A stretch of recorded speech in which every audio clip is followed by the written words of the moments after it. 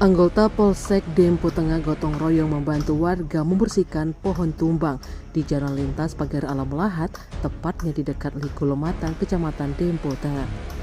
Anggota dibantu bersama masyarakat turun mengatasi kemacetan untuk mengatasi pohon tumbang dengan memangkas ranting dan batang pohon yang melintang ke jalan. Sehingga arus lalu lintas di lokasi berangsur lancar dan normal kembali. Hal itu merupakan respon cepat kepolisian atas informasi yang didapat dari masyarakat, sehingga personil langsung segera ke TKP melakukan evakuasi pohon tumbang guna mengatasi kemacetan lalu lintas.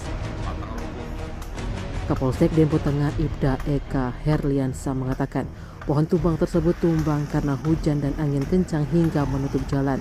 Beruntung tidak terdapat korban jiwa dalam kejadian ini. Setelah mendapatkan informasi, anggota Polsek Dempo Tengah dibantu masyarakat dengan cepat mengevakuasi pohon yang tumbang tersebut sehingga arus lalu lintas kembali normal. Selain itu, pihaknya meminta warga masyarakat harus berhati-hati dalam berkendara.